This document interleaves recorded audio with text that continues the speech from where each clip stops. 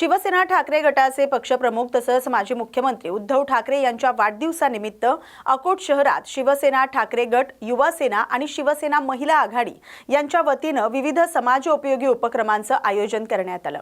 कार्यक्रमाची सुरुवात अकोट शहराचे ग्रामदैवत श्री नरसिंह महाराज मंदिर इथं दुग्धाभिषेक आणि महापूजेनं करण्यात आले।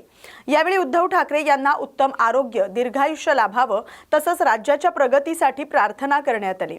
त्यानंतर अकोट येथील ग्रामीण रुग्णालयात उपचार घेत असलेल्या रुग्णांना फळांचं वाटप करण्यात आलं। या उपक्रमाला ग्रामीण रुग्णालयातील वैद्यकीय अधिकारी, कर्मचारी यांची उपस्थिती लाभली। आदिवासी बांधवांना ब्लँकेटचं वाटप करून सामाजिक बांधिलकी जपण्याचा संदेश देण्यात आला। यावेळी शिवसेना उपजिल्हा प्रमुख, शिवसेना युवा सेना आणि शिवसेना महिला आघाडीचे पदाधिकारी आणि कार्यकर्ते मोठ्या संख्येने उपस्थित होते। रायगड जिल्ह्यातील सर्वात वेगाने विकसित होणारं गाव वडखळ असेल, त्यामुळे इथं सर्व सुविधा सुसज्ज असायला हव्यात असं प्रतिपादन आमदार रवींद्र पाटील यांनी केलंय। वडखळ ग्रामपंचायतीच्या नवीन प्रशस्त कार्यालयाचं भूमिपूजन आणि बौद्ध समाज हॉलचं उद्घाटन त्यांच्या हस्ते करण्यात आलं। त्यावेळी ते बोलत होते। नवीन वडखळ ग्रामपंचायत कार्यालय 8000 स्क्वेअर फुटाचं सुसज्ज होतंय। भविष्यातील गरजांचा विचार करून ते बांधावं। कंपनी सुद्धा 30 कोटींचा निधी वडखळ गावाला देते। हा चांगला निर्णय आहे, त्यामुळे कंपनीचे ही आभार मानायला हवेत असं आमदार पाटील म्हणाले। वडखळ ग्रामपंचायत कार्यालय अपुरं पडत होतं, ते आता नव्यानं प्रशस्त बांधत आहेत। याशिवाय अनेक सुविधा वडखळ हद्दीत होणार आहेत असं सरपंच शिवानी म्हात्रे यांनी सांगितलंय। JSW कंपनीतर्फे वडखळ हद्दीत सुमारे 30 कोटी खर्चाची विकास कामं करणार असल्याचं JSW कंपनीचे CSR विभागाचे प्रमुख सुधीर तेलंग यांनी सांगितलंय। जिल्ह्यातील सर्वात वेगाने विकसित होणारी ग्रामपंचायत म्हणजे वडखळ आहे। यामुळे इथं स्मार्ट स्कूल, आरोग्य उपकेंद्र, बाजारपेठ, पक्के रस्ते अशा सुविधा विकसित होणार असल्याचं जिल्हा सभापती वैकुंठ पाटील यांनी सांगितलंय। हा 100% झालेला या विकासाला कोण थांबवू शकत आणि म्हणून या ठिकाणी अद्यावत हे आता वडखळ गाव राहणार नाही। याच्या नंतरच्या काळात हा एक मोठा शहर होणार आहे आणि याची जाणीव आपल्या सर्व लोकांना पाहिजे। आपल्याला या ठिकाणी मी खरं म्हणजे ग्रामपंचायतीला धन्यवाद देईन। पूर्वीची ग्रामपंचायतीचं ऑफिस छोटं होतं, परंतु आता आपण मोठं घेतलं आणि भविष्य काळात सुद्धा 10,000 स्क्वेअर फुटाचं हे ऑफिस सर्व सोयी युक्त असे असले पाहिजे। या ऑफिसचा उपयोग आपण सर्वसामान्य माणसांसाठी केला पाहिजे। या ठिकाणी या ऑफिसचा उपयोग या आमच्या सर्व जनतेला झाला पाहिजे, आमच्या भगिनीला झाला पाहिजे, आमच्या लहान मुलांना झाला पाहिजे आणि या ऑफिसचा उपयोग आपण सर्वांसाठी करावा आणि त्याच्या सुखसोयी सर्वच मिळाल्या पाहिजे। मी खरं म्हणजे धन्यवाद देईन त्या सुधीर तेलंग, कारण त्यांनी सांगितलं 15 कोटींचे आता आवडली। रायगड जिल्ह्यामध्ये सर्वात उत्कृष्ट ग्रामपंचायत म्हणून वडखळ ग्रामपंचायत नाव घेतलं तर वावरं करणार नाही। या गावामध्ये ज्या ज्या काही सोयीसुविधा आहेत त्याप्रमाणेच या गावातील मंडळी सुद्धा अत्यंत प्रेमळ आहेत, अत्यंत समंजस आणि अत्यंत सगळ्यांना घेऊन जाणारी मंडळी या गावामध्ये आहे। जरी निवडणुकीमध्ये एकमेकांच्या विरोधात झाले असतो तरी पण एकत्र येऊन एकत्र काम करण्याची क्षमता या वडखळ वासियांमध्ये आहे। आज वडखळ वासियांसाठी गौरवाचा क्षण आहे। खरं म्हटलं तर आपण बघितलं की अनेक प्रश्न आणि अनेक समस्या या ठिकाणी निर्माण होतात, परंतु JSW CSR हे ज्यांना सांगू इच्छितो की या वडखळ गावासाठी अत्यंत ताकदीने पाणी पुरवठा लाईन लवकरात चालू करावी आणि गावकऱ्यांचा खऱ्या अर्थाने प्रश्न या ठिकाणी मिटवावा अशी या ठिकाणी त्यांना विनंती करतो। कारण आपण पाहिलं की गावामध्ये सुरुवातीला अत्यंत कमी घर असल्या कारणाने त्या ठिकाणी पाण्याची योजना त्या पद्धतीने होती, परंतु आता वडखळ विकसित होत आहे। निश्चितपणे JSWच्या माध्यमातून नवीन या ठिकाणी उद्योगधंद्यात वाढ होत आहे आणि नवीन वस्ती या ठिकाणी विकास येत आहे। त्याच्यामुळे या ठिकाणी सोयी सुविधा ज्या आहेत त्या सोयी सुविधा पहिल्याच्या मानाने कमी पडत आहेत आणि त्याच्यासाठीच या ठिकाणी काम करणं अत्यंत महत्त्वाचं आहे। मला या ठिकाणी सगळ्या मंडळींना सांगतो, अत्यंत अभिमानाचा या ठिकाणी क्षण आहे की आपल्या सगळ्यांच्या आशीर्वादाने आणि आम्ही गेले 2-3 महिने केलेल्या अथक प्रयत्नामुळे निश्चितपणे गडम येथे 3.5 कोटी रुपयाचा आपल्याला BSC सेंटर त्या ठिकाणी मंजूर होत आहे, ज्याच्या अंडर वडखळ येते।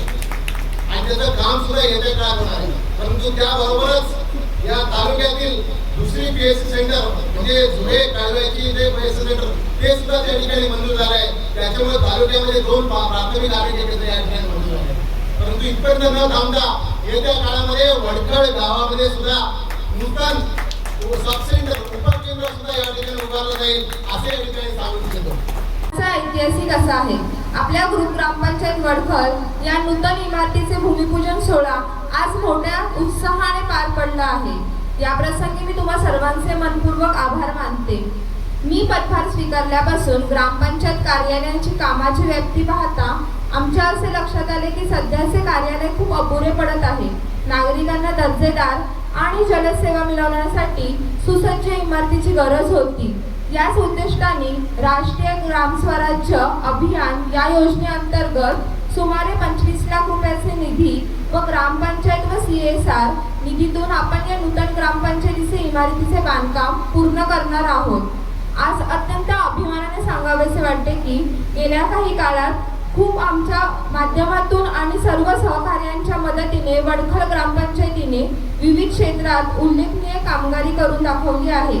तसेच विविध लोकोपयोगी विकास कामे चालू आहेत आणि अथक प्रयत्नांच्या बलावर अनेक विकास कामे पूर्ण झाली आहेत आणि भविष्यातील अनेक महत्त्वाकांक्षी प्रकल्प सर्व सहकार्यांच्या मदतीने वडखळकरांसाठी मंजूर करून आणले आहेत. शासकीय योजनांची प्रभावी अंमलबजावणी केल्यामुळे आपल्या वडखळ ग्रामपंचायतीस तालुक्यात प्रथम क्रमांक मिळाला आहे. मुख्यमंत्री समृद्ध पंचायत राज अभियानामध्ये स्थानिकांच्या घरपट्टी मागील थकबाकीमध्ये 50% सवलत देऊन 100% वसुली करण्यात आली आहे. गावातील 4972 नागरिकांना आयुष्मान भारत कार्ड काढून देऊन ग्रामपंचायतीने आरोग्याचा लाभ मिळवून दिला आहे. एकल महिलांना खेड तालुक्यातील मौजे खराबवाडी येथील गट क्रमांक 448 मधील गायरान जमिनीवरील अतिक्रमण हटवण्यासाठी महसूल आणि पंचायत समिती प्रशासनाने धडक कारवाई सुरू केली आहे. सर्वोच्च न्यायालय आणि मुंबई उच्च न्यायालयाच्या आदेशानुसार अतिक्रमणधारकांना 24 तासांची अंतिम नोटीस बजावल्यानंतर निष्कासनाची मोहीम राबवण्यात आली. प्रशासनाने मुदतीत अतिक्रमण न हटवल्यास शासकीय खर्चाने कारवाई करून तो खर्च संबंधितांकडून वसूल केला जाईल असा इशारा दिला होता. कारवाई दरम्यान कायदा आणि सुव्यवस्था राखण्यासाठी मोठा पोलीस बंदोबस्त तैनात करण्यात आलाय. दरम्यान अनेक वर्षांपासून इथं वास्तव्यास असलेल्या नागरिकांनी या कारवाईला तीव्र विरोध दर्शवत पुनर्वसनाची मागणी केली. अचानक घरं पाडली जात असल्यानं आम्ही राहायचं कुठे असा सवाल बाधित ग्रामस्थांनी उपस्थित केलाय. कारवाई चालली तुम्हाला सांगितलं होतं का त्यांनी? आम्हाला 3 दिवसापूर्वी जेव्हा खराबडी ग्रामपंचायतने याच्यामध्ये एक नोटीस काढली तेव्हा खरं ग्रामस्थांना विषय समजला. दरम्यान आम्ही लगेच ग्रामस्थ जाऊन कलेक्टर साहेबांना भेटून याच्यामध्ये अवधी मागितला. फक्त 2च दिवसात अवधी याच्यामध्ये मिळाला आणि याच्यामध्ये फक्त इथं काही दुकानं आहेत याच्या दुकानावर आम्ही कारवाई करत आहोत. यासाठी आम्ही सर्वांनी त्यामध्ये मिटिंग घेऊन की गायरान जमिनीमध्ये जे काही आता दुकानाचा वापर आहे हा दुकानाचा वापर सध्या काढून घेण्यासाठी सर्वांनी स्वतःच्या म्हणजे मशिनरी वगैरे लावून स्वतः पहिल्यांदा जे अतिक्रमण होतं ते काढून घेतलं. परंतु याने शासनामध्ये खूप दुर्दैवी आणि असं अयोग्य अशा प्रकारची कारवाई झालेली आहे. कारण याच्यामध्ये पुरेसा असा वेळ शासनाने या ठिकाणी द्यायला पाहिजे होता. असा काही वेळ दिला नाही. फक्त 24 तासाचा अवधी दिला. त्याच्यामुळे खूप मोठ्या अशा प्रकारचं नुकसान या ठिकाणी नागरिकांचं झालेलं आहे. त्यांना आता परत 2 महिन्यांनी ते सोडणार अशी त्यांची भूमिका आहे. तुम्ही त्यावरती तुमची काय भूमिका? भूमिका म्हणजे जो काही आता सुप्रीम कोर्टचा निर्णय आहे सुप्रीम कोर्टच्या निर्णयाला अधीन राहून जे काही PIL खराबवाडी आणि गोलेगाव मध्ये दाखल करण्यात आली होती त्याच्यामध्ये उल्लेख केलेला आहे की 6 महिन्यामध्ये कारवाई घ्या. परंतु याच्यामध्ये माननीय महसूल मंत्र्यांनी चंद्रपूर बावनकुळे साहेब यांनी एक GR काढला होता 25 मार्च 2026 ला ज्याच्यामध्ये स्थानिक आमदार आणि पालकमंत्र्यांच्या अध्यक्षतेखाली गायरान जमिनीला जे नागरिक या ठिकाणी त्यांची घरं आहे त्याच्यामध्ये रेग्युलर करण्यासाठी जे काही पूर्तता करण्यासाठी आहे यासाठी फाईल शासन बरोबर आहे. आणि नुकत्याच 2 गावांचा विषय नाही पूर्ण महाराष्ट्राचा विषय आहे. याच्यामध्ये पूर्ण जी काही पूर्तता करून हा अहवाल लवकरात लवकर जाऊन आणि कोर्टामध्ये पण याच्यामध्ये आम्ही स्टेसाठी दाद मागणार आहे. आजच्या कारवाईमुळे याच्यामध्ये आम्ही कुठल्याही प्रकारचा संघटित निर्णय घेतला नाही. पण सर्व जे काही आता याच्यात नागरिक आहे ज्याच्यामध्ये हानी झालेली आहे या सर्वांना एकत्र घेऊन पुढची दिशा याच्यामध्ये ठरवण्यात येईल. जर समजा ते हालात नाही तर हा संपूर्ण महाराष्ट्राचा निर्णय आहे. आता काय झालंय की ज्या तिथं निर्णयाची बाहेर दिली की आम्ही 2 महिन्यामध्ये निर्णय घेणार आहे, हा त्यांना त्यांच्या आलेल्या पेपरवर्क मधला भाग होता. जशी 2 दिवसाची तारीख वाढून घेतली तशी भविष्यामध्ये, कारण इथं लोकांना राहायची व्यवस्था होणं गरजेचं आहे. दुकानांचा विषय वेगळा होता, दुकानं हिशेब होऊ शकतात, परंतु जोपर्यंत सगळ्या घरातल्या लोकांचा राहायचा वगैरे विषय आहे. परंतु याच्यामध्ये मला 100% विश्वास आहे की शासनाकडून याच्यामध्ये नक्कीच आम्हाला न्याय मिळेल आणि रेग्युलर करण्यासाठी 31 डिसेंबर 2024 ची मुदत आहे. त्याच्यामुळे तोपर्यंत तरी या ठिकाणी दिलासा मिळेल आणि शासन दरबारी या ठिकाणी रेग्युलरच होईल अशी शासनाची पण भूमिका आहे. नमस्कार, मी डॉक्टर सागर शंकरराव चोमुळशी, राहणार खराबवाडी. आम्ही इथं वैद्यकीय व्यावसायिक म्हणून आहे. हे खराबवाडी गावावर आज जी काय अतिक्रमण कारवाई झालेली आहे अतिशय कमी वेळामध्ये आणि एक क्षुल्लक प्रकारची नोटीस देऊन 2 दिवसामध्ये कारवाई करण्यात आलेली आहे. खराबवाडीच्या गावच्या इतिहासामध्ये आजची जी पिढी आहे इथं 10-15 वर्षापासून ते 70-80 वर्षापर्यंतचे सगळे लोक या ठिकाणी उपस्थित आहेत. त्यांच्या जीवनात अशी कधी कारवाई झालेली होती काळा फक्त दिवस खराबवाडीच्या गावच्या इतिहासामध्ये म्हणेल. कारण की हा जो काही भाग आहे, हा वार्डाचा जो भाग आहे, हा खराबवाडीच्या गावठाणालाच लगत भाग आहे. हा कुठल्या डोंगराकडे किंवा एकदम गावाच्या एका बाजूला कुठल्याही लोक राहत नाही, गावाच्या मध्यभागी लोक राहतात. आणि 1972च्या दुष्काळामध्ये आणि दुष्काळामध्ये लोकांनी ती घरं बांधलेली आहे. लहानपणापासून सगळे रेट वाढलेले आहेत आणि आतापर्यंत सर्व ग्रामपंचायत टॅक्स सुद्धा पाणीपट्टी असेल, घरपट्टी असेल, सर्वांनी इथं भरलेली आहे. आणि आता जी काही वाणिज्य वापराच्या कारणास्तव जी काही कारवाई झाली आहे त्याचा आम्ही निषेध करतो. आम्ही सर्वांनी स्वखर्चाने आणि स्वतः पुढाकारी सगळ्यांनी स्वतःची बांधकामं काढून घेतलेली आहे. कुठेही शासनाला त्याचा त्रास झालेला नाही आणि कुठल्या प्रकारची अडचण पण केली नाही. परंतु होऊ घातलेली जी कारवाई आहे, रहिवासींवर जी काही कारवाई होऊ घातलेली आहे किंवा जी काही सांगतं ती आम्ही कदापि होऊन जाणार नाही. त्यासाठी आम्ही जन आंदोलन करू. जसं आम्ही ट्रॅफिक मुक्त चाकण कृती समितीने या ठिकाणी वेळोवेळी फॉलोअप घेऊन एक चाकण ट्रॅफिक मुक्त करण्यासाठी जन आंदोलन उभं केलं दिल्लीपर्यंत जाणार, त्याप्रमाणे जंतर मंतर सारखं या ठिकाणी आम्ही सर्व जे काही बाधित रहिवासी आहेत तसं खराबवाडी सर्व ग्रामस्थ या ठिकाणी आम्ही ठिय्या आंदोलन करू, आमरण उपोषण करू. सर्व प्रकारचे जे काही लागेल ते उपोषणाला आम्ही बसणार आहे आणि शासनाला आम्हाला न्याय द्यावा. आमची या ठिकाणी कायमस्वरूपीची सोय या ठिकाणी करावी. कारण की गेल्या 50-60 वर्षांनी इतिहास आमचा इतर वर्षाचा आहे आणि कुठल्याही आणि प्रत्येक इथल्या मी अशी हमी देतो की प्रत्येक जो काही नागरिक या ठिकाणी राहतो त्याच्याबरोबर आम्ही या ठिकाणी उभे आहोत. कुठल्या आपण सर्व एकत्र लढा देणार आहेत आणि ही लढाई आम्ही जोपर्यंत आम्हाला न्याय भेटत नाही तोपर्यंत चालू ठेवणार आहे. म्हणजे तुम्ही आंदोलन हे करणार आहे आंदोलन पुकार. लोकस्वातंत्र्य पत्रकार महासंघाच्या वतीनं 59वा पत्रकार मासिक विचार मंथन आणि सन्मान समारंभ उत्साहात पार पडलाय. जठारपेठ येथील जैन रेस्ट्रो इथं झालेल्या कार्यक्रमात विविध क्षेत्रातील मान्यवरांचा शाल आणि सन्मान चिन्ह देऊन गौरव करण्यात आला. कार्यक्रमात Vidarbha chamber of commerce and इंडस्ट्रीजचे नवनिर्वाचित अध्यक्ष निकेश गुप्ता यांनी प्रामाणिक आणि सेवाभावी कार्यामुळे लोकस्वातंत्र्याच्या चळवळीला भविष्यात अधिक बळ मिळेल असा विश्वास व्यक्त केलाय. यावेळी सिद्धार्थ रुहाटिया, डॉक्टर हेमंत देशमुख, विठ्ठल माळी आणि आतिश सोसे यांचा सत्कार करण्यात आलाय. कार्यक्रमाच्या प्रारंभी शहीद जवान, दिवंगत पत्रकार, आत्महत्याग्रस्त शेतकरी आणि आपत्तीग्रस्तांना श्रद्धांजली अर्पण करण्यात आली. या कार्यक्रमाला लोकस्वातंत्र्य पत्रकार महासंघाचे संस्थापक राष्ट्रीय अध्यक्ष संजय देशमुख यांच्यासह राज्यभरातील पदाधिकारी, पत्रकार आणि मान्यवर मोठ्या संख्येने उपस्थित होते. के माध्यम से हमारा विदर्भ चैम्बर ऑफ कॉमर्स का IIM नागपुर के साथ में टाइप है, टेक्निकल नोहाउ के साथ में टाइप है. हर साल 3-4 वर्कशॉप उनके साथ में लेते हैं. अच्छे 2-3 अच्छे ओरिएटर्स वहाँ से आते, टेक्नीशियंस आते, दिल्ली से उनके आते लोग, और 3 घंटे का वर्कशॉप लेकर के युवा उद्योजकों को बताया जाता है कि आपको आने वाले समय में किस प्रकार से बिजनेस करना चाहिए.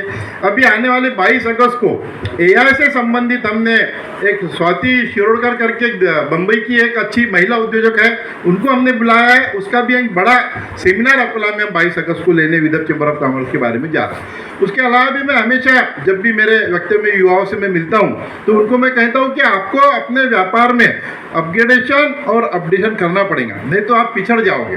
कई सारी कंपनियां इंडिया की ऐसी है जिनमें कोई कमियां नहीं थी, लेकिन उन्होंने अपने आप में अपग्रेडेशन नहीं किया, अपडेशन नहीं किया, इसलिए कंपनियां खत्म हो गई। नोकिया सबसे पहले नोकिया मोबाइल आया था, मेरे पास में 99 से मोबाइल है और नोकिया ही था सबसे पहले। नोकिया खत्म हो गया, आप देखो सैमसंग और वीवो और कौन कौन से ओप्पो क्या क्या आ गए। HMT घड़ी थी सबसे पहले, हमारे सबके पास HMT घड़ी थी, HMT घड़ी खत्म हो गई। अब सब टाइटन और नई उन्होंने अपग्रेडेशन ही नहीं किया। एम्बेसडर कार पूरे हिंदुस्तान में अगर प्रधानमंत्री के पास में भी थी तो एम्बेसडर कार ही थी, एम्बेसडर कार भी खत्म हो गई। डायनोरा टीवी था सबके घरों में, डायनोरा टीवी खत्म हो गया। मर्फी रेडियो था हमारे सबके घर में, मर्फी रेडियो खत्म हो गया। क्या कारण हुआ कि इन्होंने अपने आप में अपग्रेडेशन और अपडेशन नहीं किया, इसलिए ये पिछड़ने के अलावा खत्म ही हो गई, कंपनियां ही खत्म हो गई, दिवालिया हो गई। तो अपने आप में सभी युवा उद्योजकों को मेरा आपके माध्यम से भी बोलना है कि आपको अपडेशन करना पड़ेगा। अभी हम ये ऑनलाइन जो बिजनेस चल रहा है उसके बारे में हम सभी लोग चिल्लाते रहते, अब चिल्लाने का जमाना नहीं रहा। कभी आपने कोई सरकार का कोई कानून आया या कोई जाति हुई तो टाटा बिरला अंबानी अडानी को आपने चिल्लाते हुए देखा क्या? कभी नहीं चिल्लाते। कोई रास्ते पे कि हम फैक्ट्री बंद कर देंगे, ये लगा दिया तो हम वो कर देंगे, हम सबका जाम, कभी नहीं करते। वो अपने आप को उस अनुरूप ढाल लेते, वैसा आपको ढालना पड़ेगा। ठंडी में कैसे हम गर्म कपड़े पहन लेते, गर्मी में कैसे हम ठंडी हवा अपने घर में कर लेते, वैसे सरकार की जो भी नीतियाँ है, सरकार के जो कानून है, उसके आपको उसके अनुरूप ही अपने आप को ढालना पड़ेगा। चिल्लाने से, सिर्फ सरकार को दोष देने से या सिस्टम को दोष देने से कुछ भी नहीं होगा। मुझे हम युवा उद्योजकों को वही समझाते हैं कि आप बिल्कुल भी सरकार की नीतियों से घबराइए मत। जो भी कानून आ रहा है अच्छा आ रहा है।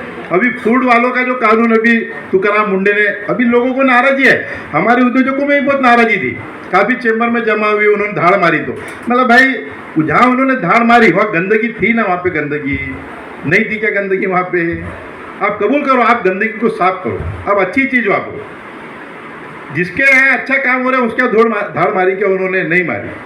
आप अमूल का क्यों नहीं पनीर यूज़ करते?